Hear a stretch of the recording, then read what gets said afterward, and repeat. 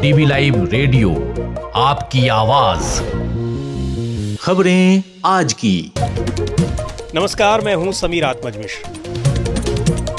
राष्ट्रगान के अपमान पर घिरे बिहार के मुख्यमंत्री नीतीश कुमार, हुई इस्तीफे की मांग। राज्य का मुख्यमंत्री एक बड़ा सहयोगी दल के नेता अगर राष्ट्रगान का अपमान करे तो प्रधानमंत्री जी को भी प्रतिक्रिया देनी चाहिए। कर्नाटक विधानसभा में जमकर हंगामा, बीजेपी के 18 विधायक 6 महीने के लिए निलंबित। इंडोनेशिया में सेना को मजबूत करने वाले बिल के खिलाफ सड़कों पर उतरे लोग। होंगी खेल की खबरें और विशेष रिपोर्ट भी, लेकिन पहले हेडलाइंस।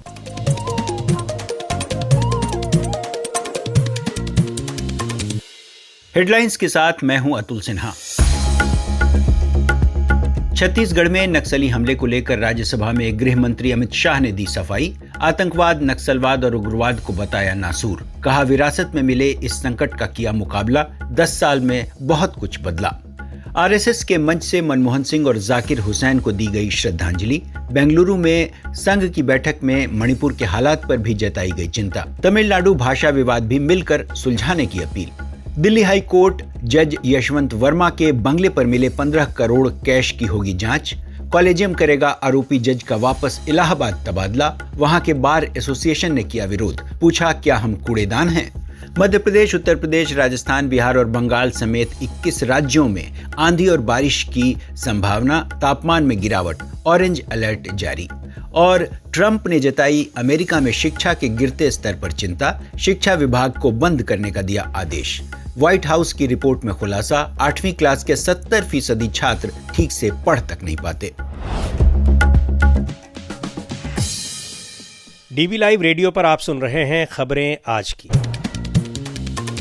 शुरुआत करते हैं बिहार से। बिहार में मुख्यमंत्री नीतीश कुमार बड़े संकट में फंसते दिख रहे हैं। बातें उनके राजनीतिक भविष्य की नहीं, बल्कि स्वास्थ्य को लेकर हो रही हैं, वो भी मानसिक स्वास्थ्य को लेकर। ये आशंकाएं पिछले काफी समय से जताई जा रही हैं कि उनका मानसिक स्वास्थ्य साथ नहीं दे रहा है। गुरुवार को एक कार्यक्रम में राष्ट्रगान के दौरान उन्होंने जिस तरह से बात करने, अभिवादन करने और मना करने के बावजूद ऐसा करते रहने की कोशिश की, उसे देखते हुए उनके इस्तीफे की मांग तेज हो गई है। क्या है पूरा मामला, बता रही हैं अंशिता। नीतीश कुमार गुरुवार को पटना के पाटलिपुत्र खेल परिसर में सेपक टाकरा वर्ल्ड कप 2025 का उद्घाटन करने पहुंचे थे। कार्यक्रम में राष्ट्रगान शुरू हुआ तो सभी लोग खड़े हो गए। नीतीश कुमार भी खड़े हो गए, लेकिन राष्ट्रगान बजते वक्त मंच पर खड़े नीतीश अपने पास खड़े प्रधान सचिव दीपक कुमार को बार बार टोकते रहे। दीपक कुमार ने नीतीश का हाथ झटकते हुए उन्हें रोकना चाहा, सावधान मुद्रा में रहने का इशारा भी किया, लेकिन नीतीश नहीं माने। यही नहीं, उसके बाद पत्रकारों की तरफ देखकर प्रणाम करने लगे। अब मुख्यमंत्री की इस हरकत का वीडियो सोशल मीडिया पर वायरल हुआ तो हंगामा मच गया। बिहार की सियासत इस बात पर गर्मा गई है कि नीतीश कुमार का मानसिक स्वास्थ्य इस लायक नहीं है कि वो मुख्यमंत्री जैसे जिम्मेदार पद पर रहें। आज विधानसभा में भी नेता प्रतिपक्ष तेजस्वी यादव ने इस मुद्दे को उठाया। अगर राष्ट्रगान का अपमान होगा तो कोई कैसे बर्दाश्त कर सकता है। भाजपा के लोग कहाँ हैं? प्रधानमंत्री जी के लाडले मुख्यमंत्री हैं। हर चीज पे प्रतिक्रिया प्रधानमंत्री जी की आती है, लेकिन एक संवैधानिक पद पे एक राज्य का मुख्यमंत्री, एक बड़ा सहयोगी दल के नेता अगर राष्ट्रगान का अपमान करे तो प्रधानमंत्री जी को भी प्रतिक्रिया देनी चाहिए। हालांकि मंत्री विजय चौधरी ने नीतीश कुमार का जमकर बचाव किया। कि राष्ट्रगान या राष्ट्रीय परंपराओं के लिए मुख्यमंत्री का कितना सम्मान है, ये बिहार की जनता जानती है। जबरदस्ती समझाने की जरूरत नहीं है। मुख्यमंत्री हमेशा परंपराओं और राष्ट्र के सम्मान के लिए प्रतीक के रूप में जाने जाते हैं। इनको किसी दूसरे से राष्ट्रगान का सम्मान समझना नहीं है। लेकिन नीतीश कुमार के इस तरह के वीडियो पहले भी सामने आ चुके हैं, जिसमें वो असामान्य हरकत करते दिख रहे हैं। चाहे पीएम मोदी समेत तमाम नेताओं के जबरन पैर छूने की वीडियो हो या फिर महिलाओं को लेकर की गई उनकी टिप्पणियां। बिहार की पूर्व मुख्यमंत्री राबड़ी देवी कहती हैं, महिलाओं को ऐसे ही करते हैं और राष्ट्रगान के अपमान हुआ है। पूरा देश शर्मसार हुआ है, बिहार शर्मसार हुआ है। देखा है सब, सारे चैनल पर, सारा सोशल मीडिया पर दे रहा है, लोग देख रहा है। हम कहेंगे दिमागी काम उनका काम नहीं कर रहा है तो वो अपना इस्तीफा करके अपने बेटा के बना दे। क्या हर्ज है। नीतीश कुमार के स्वास्थ्य को लेकर उन्हें पद छोड़ने के लिए आरजेडी नेताओं ने संसद में भी प्रदर्शन किया। आरजेडी सांसद मनोज झा कहते हैं, राष्ट्रगान का इस प्रकार अपमान होता तो किस प्रकार की प्रतिक्रिया होती। मैं 1 मिनट के लिए माननीय प्रधानमंत्री जी से पूछना चाहूंगा कि अगर नीतीश जी की जगह कल वहाँ कोई दूसरा गैर बीजेपी शासित राज्य का, गैर एनडीए शासित राज्य का मुख्यमंत्री होता तो प्रधानमंत्री के ट्विटर हैंडल से अभी बरसात हो चुकी होती। क्यों नहीं हो रही है वर्षा प्रधानमंत्री जी? राष्ट्रगान के जैसे मसलों पर आपकी चुप्पी मुझे आपराधिक की श्रेणी में जाती दिखती है। इस मामले में बीजेपी पर भी दबाव बढ़ गया है कि वो नीतीश कुमार को हटाकर किसी और को मुख्यमंत्री बनाए, क्योंकि नीतीश कुमार एनडीए सरकार के मुखिया हैं और एनडीए में सबसे ज्यादा विधायक बीजेपी के हैं। डीवी लाइव रेडियो के लिए मैं अंशिता। नीतीश कुमार के मानसिक स्वास्थ्य को लेकर चर्चा। तेजस्वी यादव ने डॉक्टरों के पैनल से उनका इलाज कराने, टेस्ट कराने और उसकी रिपोर्ट सार्वजनिक करने की भी मांग की है। दरअसल ऐसा पिछले काफी समय से चल रहा है। विधानसभा के भीतर भी कई बार नीतीश कुमार कुछ ऐसा करते नजर आए हैं जब उनके मानसिक स्वास्थ्य की चर्चा होने लगी। लेकिन बीजेपी या जेडीयू की आखिर क्या मजबूरी है कि वो नीतीश कुमार के अलावा किसी और को मुख्यमंत्री नहीं बना पा रहे हैं? यही सवाल पूछा मैंने वरिष्ठ पत्रकार और देशबंधु ग्रुप के editor in chief Rajeev Ranjan Srivastava से। समीर जी, दरअसल नीतीश कुमार की पार्टी जो जेडीयू है वो मतलब नीतीश कुमार मतलब जेडीयू, यानी जेडीयू में कोई दूसरा विकल्प नहीं है, ये तो साफ दिखाई देता है। दूसरी बात ये भी है कि बीजेपी के पास भी नीतीश बाबू का कोई विकल्प नहीं है। अगर आज की तारीख में बीजेपी अपनी पार्टी से किसी को बैठाती है तो शायद जेडीयू समर्थन न दे, वो एनडीए से बाहर हो जाए। इसलिए यहाँ इनकी मजबूरी है, खासकर बीजेपी की मजबूरी है कि वो नीतीश कुमार को अपने साथ ढोए। दूसरी चीज कि अब 6 महीने बाद चुनाव होना है और ऐसे में नीतीश कुमार के पास जो पिछड़ा और अति पिछड़ा वर्ग का जो एक बड़ा समूह है जो इनके साथ, और इसके अलावा अल्पसंख्यक भी वोट देते हैं इनको, ये सब मिलाकर कहीं ना कहीं बीजेपी के लिए राह जो है वो आसान बनाने की तरफ बढ़ सकता है, यानी वोट बैंक एक है। और ऐसे में नीतीश कुमार को किनारे लगाना ये मजबूरी है बीजेपी की। लेकिन नीतीश कुमार की तबीयत या हालत या स्वास्थ्य वो ठीक नहीं है, ये तो दिखता है। ये मान लेते हैं कि मजबूरी है बीजेपी की भी और जेडीयू की भी, लेकिन आने वाले दिनों में जब चुनाव हैं तो नीतीश कुमार का ये स्वास्थ्य या जो भी उनके बारे में चर्चाएं हो रही हैं ये एनडीए गठबंधन को फायदा दिलाएगा, खासतौर पर अगर बात करें बीजेपी को, क्योंकि बीजेपी अगर कोई कदम नहीं उठा रही तो उसको दिख रहा होगा कि नीतीश कुमार की इस तरह की छवि भी जितनी खराब होगी तो शायद वो इसको अपने पक्ष में कैश करा पाएंगे। क्या बीजेपी ये भी सोच रही है? हाँ, ये वाजिब सवाल है, बहुत इंपॉर्टेंट सवाल है कि क्या नीतीश कुमार की छवि अगर ऐसे धीरे धीरे खराब होती रही, क्योंकि याद कीजिए 30 जनवरी को मुझे जहाँ तक ध्यान है बापू के पास गए थे वो श्रद्धांजलि अर्पित करने के लिए, वहाँ भी वो ताली बजाने लगे फूल चढ़ाने के बाद। उसके बाद फिर अब ये घटना घटी है और वो भी ये ऐसी घटना है जहाँ सीधे आप राष्ट्रगान का अपमान कर रहे हैं। तो वैसे में तो सज़ा है और 3 साल तक की सज़ा है, फाइन भी है और सज़ा भी है, जेल की सज़ा भी है। अब ये तो मुख्यमंत्री हैं, इनके ऊपर कितना लागू होता है कितना नहीं, लेकिन बीजेपी को ये बात समझ में आ रही है कि नीतीश कुमार अगर एक्सपोज होते हैं तो शायद बीजेपी को इसका फायदा मिले। लेकिन मुझे पर्सनली एक पत्रकार होने के नाते आप पूछें तो मुझे नहीं दिखता कि बीजेपी को नीतीश कुमार को एक्सपोज करके कोई फायदा मिलने वाला है, क्योंकि नीतीश कुमार का जो वोट बैंक है उसमें भी खासकर जो अति पिछड़ा वर्ग चले उसका कुछ पार्ट चला भी गया बीजेपी के साथ, लेकिन अल्पसंख्यक नहीं जाएगा, अल्पसंख्यक बिदक जाएगा, वो कहीं और चला जाएगा। वो हो सकता है कि इंडिया गठबंधन की तरफ चला जाए, महागठबंधन वहां पे है उसके साथ चला जाए, तो यहां पर बीजेपी को इससे फायदा होता नजर नहीं आ रहा है। लेकिन बीजेपी के पास एक सबसे बड़ी चुनौती या सबसे बड़ी जो तकलीफ जो आज की तारीख में कहें वो यही है कि वो नीतीश कुमार को ठिकाने लगाएं तो कैसे लगाएं। और जब तक नीतीश कुमार हैं तो वो किसी दूसरे को मुख्यमंत्री भी नहीं बना पा रहे हैं। लेकिन इसका दूसरी तरफ अगर देखें तो क्या ये इंडिया गठबंधन को इससे फ़ायदा मिल रहा है कि अगर नीतीश कुमार की छवि खराब हो रही है, या नीतीश कुमार, ये भी कहा जा रहा है कि नीतीश कुमार खुद भी कुछ राजनीतिक चाल चल रहे हैं। हालांकि ये लगता नहीं कि जो कुछ राष्ट्रगान को लेके उन्होंने किया इसमें कोई उनकी राजनीतिक चाल दिख रही है, लेकिन लगता है कि अभी भी उनके तरकश में कुछ तीर बचे हुए हैं नीतीश कुमार के। नहीं, ये साफ दिख रहा है कि नीतीश बाबू बीमार हैं। उनकी हालत ठीक नहीं है, उनका स्वास्थ्य ठीक नहीं है, वो दिखता है। क्योंकि कोई भी पढ़ा लिखा इंजीनियर आदमी आप जानते हैं और एक लंबा अनुभव है पॉलिटिक्स में नीतीश बाबू का, और वो राष्ट्रगान के समय ऐसा करें ये शोभा भी नहीं देता। और अगर उनकी मानसिक हालत कोटेड इसलिए कह रहा हूं क्योंकि ये बात तेजस्वी यादव कह चुके हैं, ये बात प्रशांत किशोर कह चुके हैं, उन्हीं से उधार लेते हुए कह रहा हूं। मुझे नहीं पता कि उनकी हालत कैसी है, लेकिन स्वास्थ्य ठीक नहीं दिखाई देता है। और ऐसे में ये कयास लगाना कि नीतीश बाबू जानबूझ के कर रहे हैं ऐसा, ये सरासर मुझे लगता है गलत है। जो लोग कह रहे हैं पॉलिटिकल गलियारे में, सियासी गलियारे में ऐसी चर्चा होती रहती है समीर जी, लेकिन यहाँ पर दो बातें साफ साफ दिखाई दे रही हैं। एक, बीजेपी को इससे फायदा नहीं है, दूसरा नीतीश कुमार को खुद फायदा नहीं है, और इस कारण आने वाले चुनाव में बीजेपी और नीतीश कुमार दोनों के लिए घाटा होने जा रहा है। ये थे वरिष्ठ पत्रकार Rajeev Ranjan Srivastava. DB live radio पर आप सुनते हैं देश दुनिया की ताजा तरीन खबरें और खबरों के बीच की खबरें यानी विश्लेषण भी।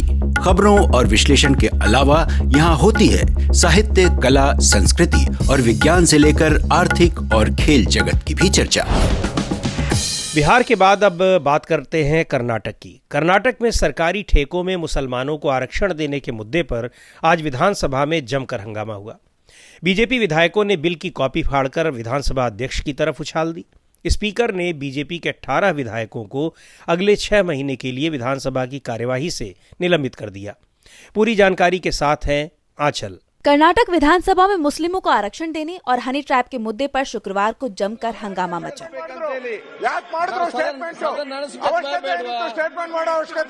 विधानसभा की कार्यवाही में बाधा डालने के आरोप में स्पीकर यूटी खादर ने बीजेपी के 18 सदस्यों को 6 महीने के लिए निलंबित करने का आदेश जारी कर दिया।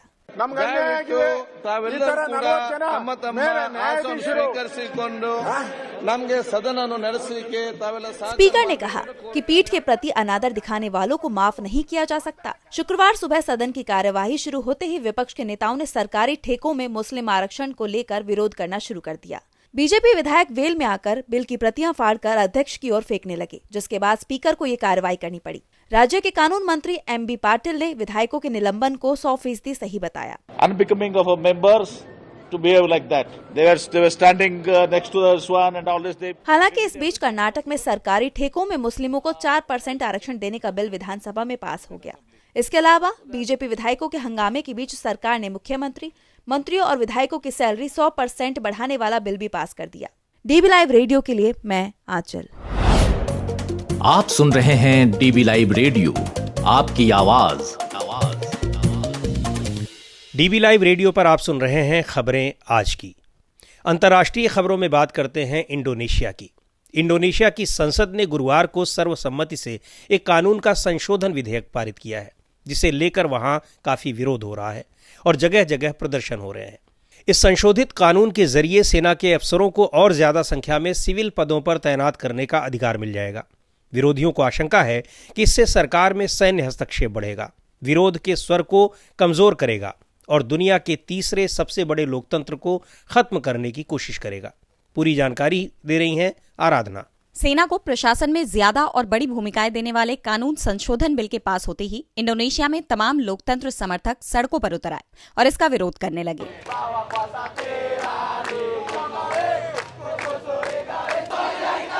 इस संशोधन के विरोधियों को आशंका है कि इस कदम से इंडोनेशिया में राष्ट्रपति सुहार्तो के समय की सैन्य तानाशाही फिर वापस आ सकती है।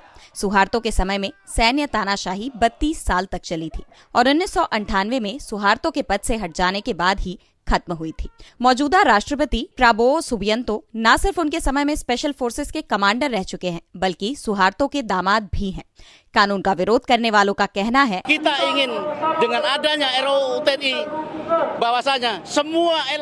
ये लोग कह रहे हैं कि लोकतंत्र की मूल भावना ये है कि सेना को राजनीति में दखल नहीं देना चाहिए, मिलिट्री को सिर्फ बैरक और राष्ट्रीय सुरक्षा पर ध्यान देना चाहिए। लेकिन 1998 से ही लोकतंत्र की हत्या जारी है और आज ये अपने चरम पर पहुंच गया है। हाउस ऑफ रिप्रेजेंटेटिव्स ने ही लोकतंत्र की हत्या कर दी है।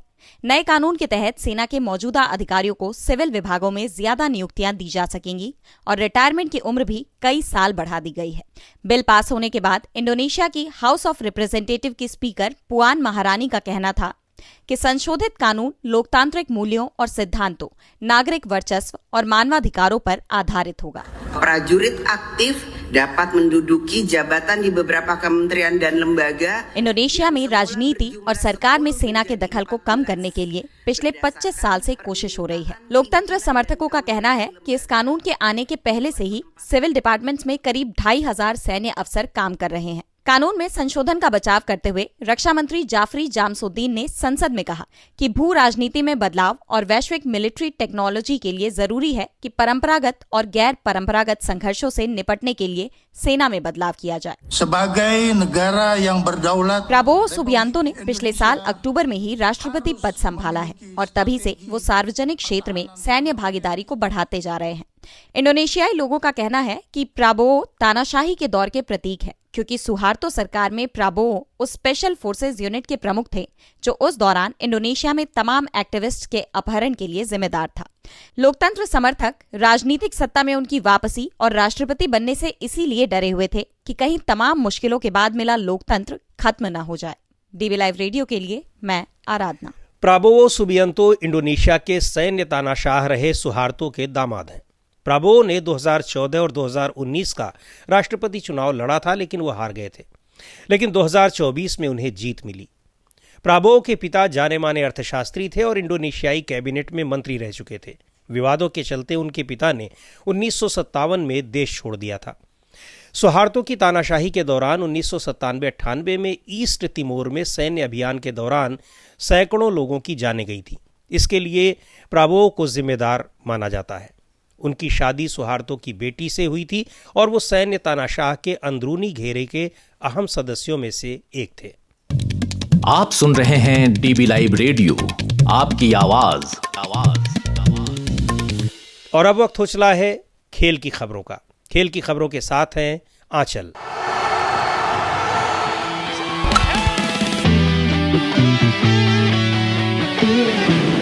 इंडियन प्रीमियर लीग 22 मार्च से शुरू हो रहा है। इस बार आईपीएल में कई नए बदलाव देखने को मिलने वाले हैं। बीसीसीआई ने विवाद से बचने के लिए तकनीक के इस्तेमाल पर जोर दिया है। आउट नॉट आउट के साथ दूसरे फैसलों में गलती की कोई गुंजाइश न रह जाए, इसके लिए अब बीसीसीआई ने शॉर्ट गेंदों पर 9 बॉल या वाइड का फैसला लेने के लिए नया तरीका निकाला है। अभी आईपीएल में कोई गेंदबाज एक ओवर में 2 बाउंसर गेंद फेंक सकता है। एक ही ओवर में तीसरी शॉर्ट गेंद को 9 बॉल करार दिया जाता है। आपको बता दें कि आईपीएल 2024 में खिलाड़ी की कमर की ऊंचाई को मापकर 9 बॉल का पता लगाने के लिए नई तकनीक इजाद की थी।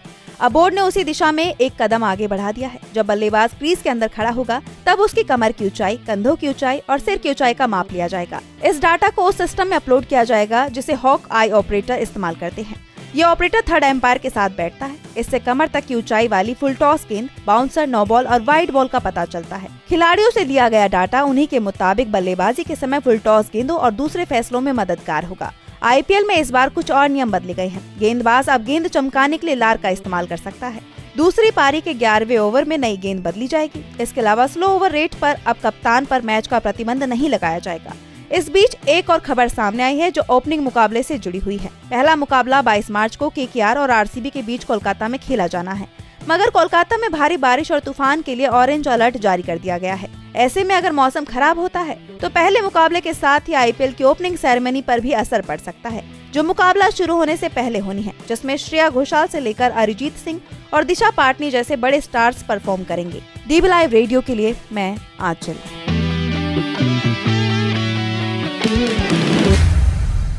और अब आज की खास खबर। आज महान शहनाई वादक बिस्मिल्लाह खां की जयंती है। शहनाई के शहनशाह कहे जाने वाले भारत रत्न उस्ताद बिस्मिल्लाह खां अगर आज होते तो 109 साल के हो रहे होते। बनारस घराना उनके जाने के बाद से सूना हो गया है। शहनाई की आवाज़ कहीं गुम हो गई है। उस्ताद बिस्मिल्लाह खां को याद कर रहे हैं हमारे साथी अतुल सिन्हा। आज बेशक देश के माहौल में नफरत घुलती जा रही हो, फासले बढ़ते जा रहे हों, लेकिन संगीत ऐसी चीज है जो न तो मजहब देखती है, न जाति, न देश, न परदेश।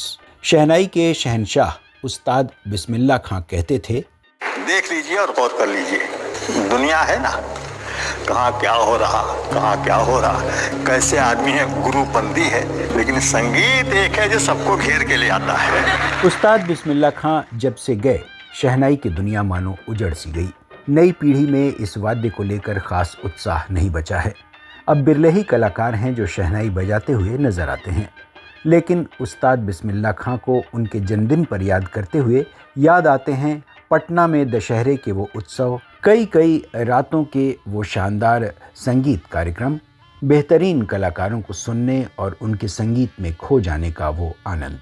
वक्त ने उस सुनहरे इतिहास को कहीं दफन कर दिया है। बचपन में जब पहली बार उस्ताद बिस्मिल्लाह खां को सुना तो लगा कि शहनाई वाकई क्या चीज़ है, कितनी दमदार भी है, कितनी कोमल भी है और कितनी मधुर भी है। शायद 1974 या 75 की बात रही होगी। तब न तो बड़े ऑडिटोरियम थे, न कलाकारों के वो नखरे। एक बार उस्ताद बिस्मिल्लाह खां ने पटना के संगीत प्रेमियों से कहा था कि यहाँ आकर लगता है कि वाकई संगीत के कदरदान बाकी हैं। रात भर हमारा संगीत सुनने के लिए लगातार बैठना और राग भैरवी सुनने के लिए एकदम सुबह होने का इंतज़ार करना। वाकई यहाँ आकर दिल को जो सुकून मिलता है वह कम ही जगहों पर मिलता है। बिहार के ही डुमरांव में 21 मार्च 2016 को जन्मे बिस्मिल्लाह खां के लिए पटना से लगाव होना शायद इसलिए भी लाजिमी था कि वहाँ से वो अपना बचपन का रिश्ता जोड़ लेते थे और फिर जो उनकी शहनाई कमाल दिखाती थी कि सुनने वाले घंटों उसमें डूब जाते थे। शहनाई के पर्याय बन चुके उस्ताद बिस्मिल्लाह खां को गुजरे बेशक करीब 19 साल हो गए, लेकिन न तो शहनाई का कोई और उम्दा कलाकार उभर कर सामने आ सका और न ही शहनाई का वो रुआब अब बाकी रह गया। शादी ब्याह के दौरान तमाम शुभ अवसरों पर शहनाई का बजना एक परंपरागत और बेहद संजीदा माहौल पैदा करता था। बिस्मिल्लाह खां तब भी सबके आदर्श थे और तमाम पेशेवर शहनाई वादक उनकी ही धुनें बजाने को अपनी शान समझते थे। खासकर फिल्म गूंज उठी शहनाई के उस गीत की धुन जिसके लिए खुद खां साहब ने शहनाई बजाई थी, दिल का खिलौना है टूट गया, या फिर तेरे सुर और मेरे गीत। तमाम कार्यक्रमों में जब बिस्मिल्लाह खां शहनाई बजाते थे तो सुनने वाले उनसे इस धुन की मांग ज़रूर करते थे। दरअसल बिस्मिल्लाह खां ने जिस इकलौती फिल्म में शहनाई बजाई वो यही थी, गूंज उठी शहनाई। फिल्म तो 50 के दशक के अंत में आई थी, लेकिन बिस्मिल्लाह खां जिंदगी के आखिरी लम्हे तक उसकी धुनें बजाते रहे। बनारस में बेशक खां साहब ने अपना पूरा जीवन काट दिया हो, 66 लोगों के भरे पूरे परिवार के साथ उन्होंने ज़िंदगी के कई खुशनुमा पल बिताए हों, परदादा दादा और पिता से शहनाई बजाने का हुनर विरासत में पाया हो, लेकिन उनके असली गुरु बने उनके मामा अली बख्श विलायती। 6 साल की उम्र में वो बनारस आए तो फिर वहीं के होकर रह गए। मामू जान विश्वनाथ मंदिर में रोज सुबह शहनाई बजाते थे और वही परंपरा उस्ताद बिस्मिल्लाह खां ने आखिरी दम तक निभाई। सरकार ने उनके हुनर की कद्र भी की, सर्वोच्च सम्मान भारत रत्न से नवाजा। देश विदेश में खां साहब शहनाई के पर्याय बन गए और इस वाद्य को दुनिया भर में पहचान दिलाई। शहनाई आज कहाँ है, शहनाई को नई पीढ़ी कितना अपना रही है, कितना सीख रही है, और तकनीकी बदलाव के इस दौर में क्या शहनाई भी इलेक्ट्रॉनिक हो गई है या इलेक्ट्रॉनिक कीबोर्ड का हिस्सा बनकर रह गई है, यह जानने समझने की फुर्सत आज भला किसको है। डीबी लाइव रेडियो के लिए मैं अतुल सिन्हा। कैसी लगी आपको ये रिपोर्ट, हमें ज़रूर बताइएगा। इस कार्यक्रम को अब यहीं समाप्त करते हैं। बने रहिए डीबी लाइव रेडियो के साथ। हर रोज सुनिए दिन भर की खबरों और विश्लेषण का हमारा ये प्रोग्राम खबरें आज की। अब दीजिए इजाज़त, नमस्कार।